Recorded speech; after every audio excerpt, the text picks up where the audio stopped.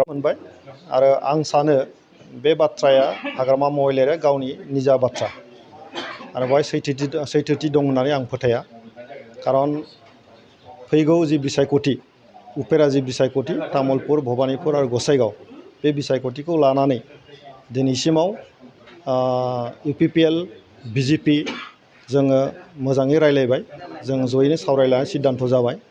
Heist लेभेलाव जोङो रायलायदों, बेवहाय जेराव चिफ मिनिस्टार दंमोन, आसामनि BJPनि आफादगिरि भबेस कलिता दङमोन, गासैबो BJPनि दैदेनगिरिफ्रा दंमोन, जोंनि UPPLनिफ्राय प्रमद बर'नि दैदेननायाव गासैबो दैदेनगिरिफ्रा दंमोन, आंबो निजे दंमोन।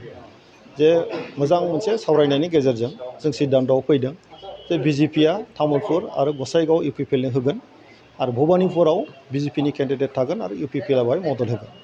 बेखौ लानानै जोङो फोसावनाय जाबाय आरो जोंनिफ्राय जों केन्डिडेटखौ फोसावबाय। BJPआबो होनबाय जे मोननै समस्तियाव तामुलपुर आरो गसाइगाव UPPLखौ मदद होनाय जागोन होननानै। गतिके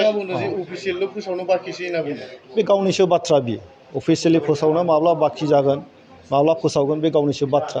आरो आं सानो बिथांनि बे फोसावनाया गावखौ रैखा खालामनाय आरो गावनि कर्मिफोरखौ लाखिनो थाखाय, गावनि कर्मिफ्रादि सानफा एफा जोबलांगासिनो दङ, MCLAखौ लाखिनो हायाखै दिनैहाय, MLAफ्राबो दिनै लाखिनो हागोन ना हाया मोनसे सन्देह जानानै दङ।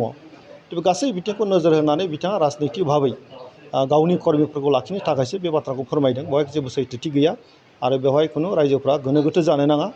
UPPLआ BJPजों लोगो जानानै सरकार सालायगासिनो दङ, आसामजोंबो लोगो दङ, आसामावबो लोगो दं आरो BTCआवबो जोंहा लोगो दंखायो।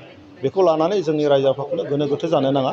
फैगौ बिसायख'थियाव जों जयैनो गेलेगोन, जों देरहासार जागोन आरो 5 बोसोर BTCआव प्रमद बर'नि दैदेननायाव BTC सरकारा सालायगोन आरो जों मोजां सासन होनो थांगासिनो दङ। बयबो गोरिब गुन्द्रानि आसनि जोङो आसनिनि गेजेरजों जौगानायनि खामानिखौ दिनै मावलांनो नाजागासिनो दङ आरो फैबाय थानाय समाव गोजोनखौ रैखा खालामनानै, सान्थिखौ रैखा खालामनानै बयखौबो जों समानै जौगाहोनायनि थाखाय UPPLआ खामानि मावलांगोन।